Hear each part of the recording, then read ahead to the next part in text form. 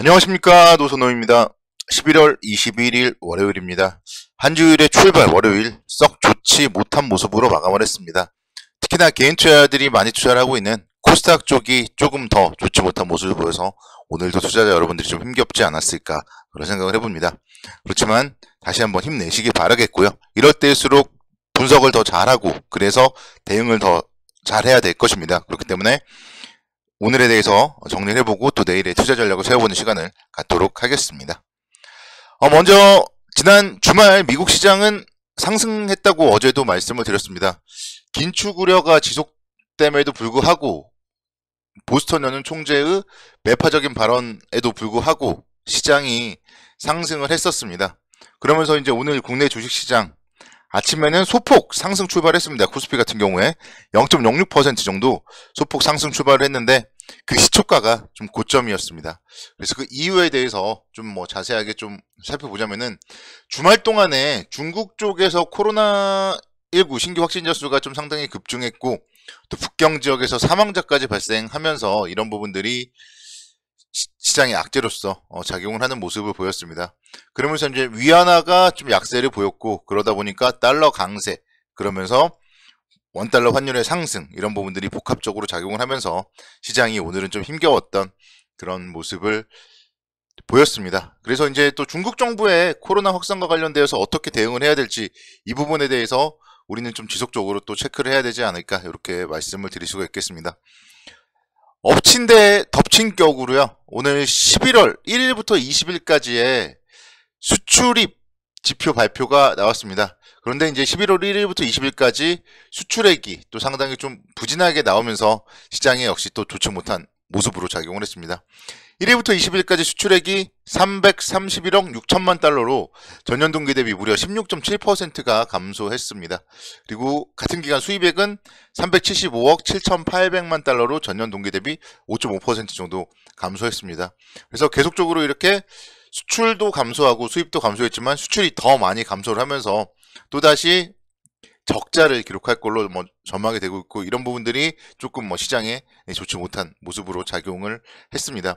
특히 이제 수출 주력 품목인 반도체 같은 경우가 전년 동기 대비 무려 29%대 감소를 하면서 이달까지 4개월 연속 감소 가능성이 커졌습니다. 그러면서 좀 반도체 관련주들 상당히 좀 힘겨운 모습인데요.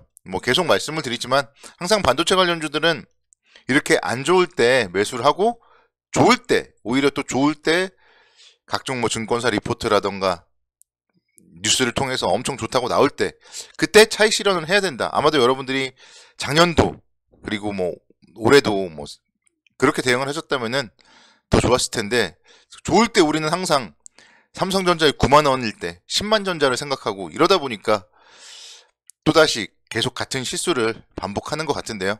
그렇기 때문에 지금은 오히려 안 좋지만 그런 부분들을 개의치 말고 항상 주가가 안 좋다 얘기할 때 오히려 기회다. 이거를 다시 한번 또 여러분들이 생각을 좀 하셔야 될 것입니다. 반도체뿐만이 아니라 철강 제품도 18% 정도 그리고 무선 통신기기도 20% 정도 이렇게 좀 감소를 하는 모습을 보였습니다. 반면에요. 또 기회인 그런 업종들도 있습니다.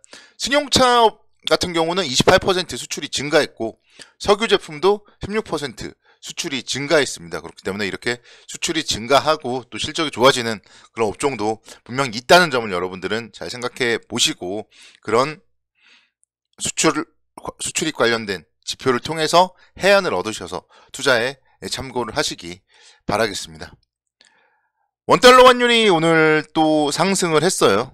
그러면서 이제 환율이 1354원까지 또다시 상승을 했습니다. 사실 지난 11월 11일 금요일날 같은 경우에 엄청나게 환율이 하락을 했었는데 거의 이제 그 정도는 또 복구가 되는 그런 느낌이죠. 그래서 환율이 결국 1200원대로 올 것이다 그런 얘기들도 있었지만 제가 그때 그래서 말씀을 드렸습니다. 박스권 움직임을 보일 가능성이 높지 여기서 추세적으로 환율이 하락하고 이런 모습을 보이진 않을 것이고 그렇기 때문에도 이제 지수 입장에서도 2500포인트 정도는 벽이 될 가능성이 높다 그런 얘기들도 제가 드렸습니다. 근데 이제 지금 상황에서 보면요 그런 이제 얘기들을 또 연장선상에서 놓고 본다면은요 추세적으로 뭐 환율이 뭐 계속 또 상승을 하고 주가가 추세적으로 계속적으로 또 하락을 하고 그런 모습을 보이지는 않을 거예요. 그렇기 때문에 오히려 지금 2419포인트까지 하락을 했고 코스닥 지수도 718포인트까지 하락을 했다. 그러면은 뭐 코스피의 2400포인트 그리고 코스닥의 700포인트 정도는 좀 그래도 지지가 될 가능성이 높지 않을까, 좀 그런 기대감을 가지고 내일 이후에 시장에 대해서 접근을 하는 게 어떨까, 좀 그런 생각을 해봅니다. 거기다가 이제 이번 주에 추수감사절과 블랙 프라이데이가 있잖아요. 그래서 정말 지난 주말에 SSG, 이마트 세일에서 보셨듯이 우리는 소비에 대해서 지금 목말라 있습니다. 그렇기 때문에 아마 미국도 블랙 프라이데이의 실적은 그래도 괜찮게 나오지 않을까, 좀 그런 생각이고요. 그러면서 이제 뭔가 좀 연말 랠리에 대한 기대감은 살아있지 않을까, 이렇게 말씀을 드릴 수 있겠습니다. 항상 주식시장은 매년 비슷하게 흘러갔습니다. 미국에서는 가장 중요한 소비 시즌, 블랙 프라이데이부터 크리스마스 그리고 연초까지, 그렇기 때문에 관련되어서 또 연말에는 뭐 배당에 대한 이슈나 이런 것도 있다 보니까 11월 중순부터 12월 말까지의 시장은 항상 강세였어요. 그리고 1월 달에 1월 효과까지도. 그런 부분들을 생각을 해본다면 지금 여기서의 조정은 좀 받아야 되는 그런 매수의 기회가 아닌가, 저는 좀 그런 생각을 해보고요. 시장이 또 이제 오늘 또 이렇게 많이 하락을 하다 보니까 또다시 비관론이 많이 나오고 뭐 하겠지만, 시장은 낙관론과 비관론이 교차하면서 박스권의 움직임을 보일 것이고, 지금 상황은 좀 박스권 하단부에 있다. 이 부분만 생각하신다면은 뭐 그렇게 크게 좀 문제는 없다. 이렇게 설명을 드릴 수가 있겠습니다. 시장이 빠질 거였으면은 오늘 오후에 2409포인트까지 하락을 했다가 10포인트 정도 반등을 하지 못했을 거예요. 그래서 분명히 2400포인트에 대한 지지에 대한 좀 그런 기대감은 충분히 살아있다. 이렇게 말씀을 드릴 수 있겠습니다. SK하이닉스가 오늘 너무 많이 빠졌어요. 2%대 하락을 하면서 86,300원대 기록을 했습니다. 그러면서 이제 시가총액도 4위로 밀려났습니다. SK하이닉스가 시총이 밀려났다. 뭔가 좀 아쉽긴 한데요. 분명한 사실은 9월 30일에 84,400원 정도, 그 정도를 다시 깨지는 않을 것이다. 좀 그런 생각이고, 언젠가는 10만 닉스 충분히 회복할 수 있겠다. 좀 그런 기대감을 가져봅니다. 삼성전자가 0.65% 정도 하락이 그쳤습니다. 반도체 관련되어서 수출 부진 소식이 들렸지만 삼성전자는 뭐 어쨌든 이제 반도체뿐만이 아니라 사업이 다각화돼 있으니까요.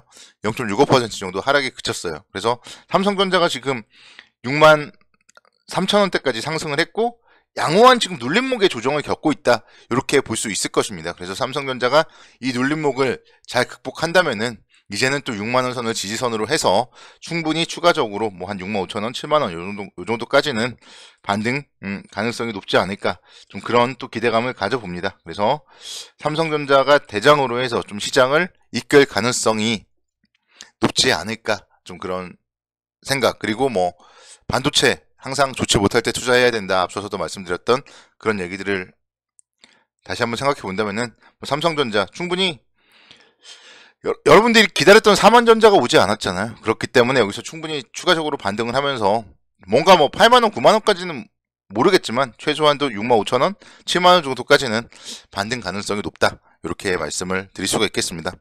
어제 제가 이제 한 주일 동안 관심 종목으로 말씀드렸던 종목이 GS였잖아요. GS. 오늘 46,750원에 출발을 했었고, 종가 기준으로는 47,150원. 그래서 오늘처럼 어려운 시장에서도 어제 관심 종목으로 말씀드렸던 GS 같은 기업들은 좀 그래도 나름대로 선방을 했다. 이렇게 말씀을 드릴 수가 있겠고, 결국은 그러니까 중요한 거는 종목 선정이라고 말씀을 드리고 싶습니다. 올해 영업이익이 5조 원을 돌파할 걸로 전망이 되고 있고, 사상 최대 영업이익이 기대가 되는 기업 중에 하나가 GS예요. 그렇기 때문에 주가의 움직임도 충분히 신고가 돌파할 수 있겠다. 이렇게 말씀을 드릴 수가 있겠고, 어제도 언급드렸던 비상장 자회사들이 좀 가치가 상당히 탄탄하다. 이런 부분들을 생각을 해본다면은 GS에 대해서 충분히 뭐 긍정적 관점으로 접근 유효하다. 다시 한번 말씀을 드리겠습니다. 어려운 오늘 수고 많으셨고요. 내일도 힘내시기 바라겠습니다. 모두 성공 투자를 기원하겠습니다. 감사합니다.